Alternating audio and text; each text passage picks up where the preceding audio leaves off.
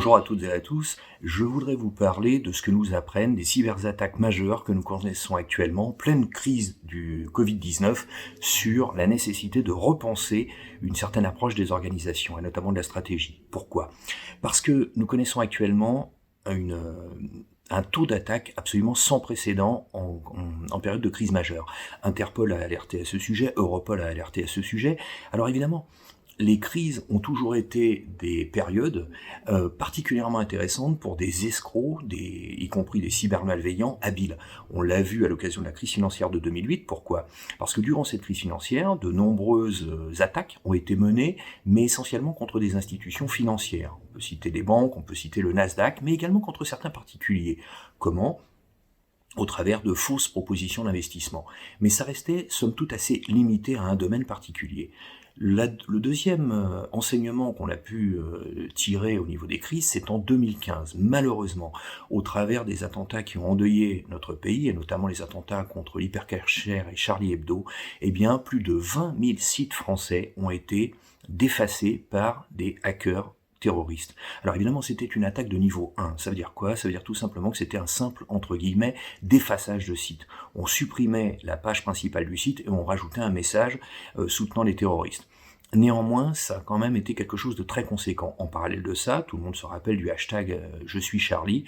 Eh bien, dans certains cas, le hashtag Je suis Charlie a servi de véhicule à des hackers pour injecter dans les smartphones des gens qui tweetaient par solidarité avec les victimes des attentats, eh bien le hashtag Je suis Charlie, qui ont rajouté sans le vouloir dans leur smartphone un outil qui permettait à des pirates de prendre le contrôle à distance de leur smartphone, en l'occurrence Dark Comet Rat. Et donc c'est encore un exemple de ce qui peut arriver en période de crise. Mais la crise du Covid-19 nous interpelle. Pourquoi ? C'est une crise sanitaire, ce n'est pas une crise financière, ce n'est pas une crise terroriste.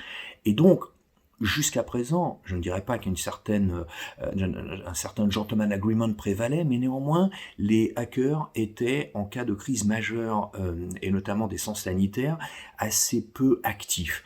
Aujourd'hui, tout a changé. En pleine crise sanitaire mondiale, on peut voir que des établissements de santé sont attaqués dans certains pays d'Europe, il y en a eu en République tchèque, en Grande-Bretagne, dans certains autres pays d'Europe, et ça a été jusqu'aux États-Unis. Et aujourd'hui, dans certains pays du monde, on a même des entités qui sont en train de chercher un vaccin contre le Covid-19 qui sont attaquées.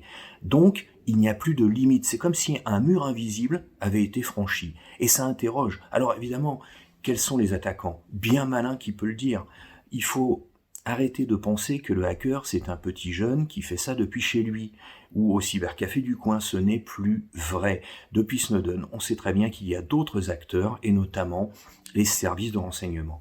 On a donc les services de renseignement, et pas seulement d'un pays, tous les pays du monde s'y sont mis. On a également les organisations criminelles qui ont compris les opportunités nouvelles liées aux nouvelles technologies en matière de rétribution. On a également des groupes de pirates indépendants, et évidemment les individus isolés. Mais à cela, et notamment pour les organisations et notamment les entreprises, il ne faut pas oublier de rajouter des concurrents qui vont s'adresser à, on en a des exemples, des officines peu scrupuleuses. Ça veut dire qu'aujourd'hui, il faut profiter de cette période, me semble-t-il, pour réfléchir à tout un tas de sujets, bien sûr. Mais ce sujet ne me semble pas neutre, parce que lorsque cette crise sera finie, le plus tôt possible, nous l'espérons tous, eh bien, il va falloir considérer que les hackers existent et sont là. Et dorénavant, si certaines barrières ont pu exister par le passé, elles ne sont plus pertinentes aujourd'hui. Et par conséquent, il va falloir prendre les hackers comme des parties prenantes des organisations. Ça veut dire que les stratégies des organisations, qu'elles soient publiques ou a fortiori privées, devront dorénavant, en tout cas c'est mon opinion, tenir compte des hackers comme parties prenantes qui peut les empoisonner au quotidien, même si ce ne sont pas des concurrents. Voilà ce que je pouvais vous dire. Eh bien, en cette période de confinement et de crise, je vous souhaite à toutes et à tous bon courage et gardez le moral. Merci.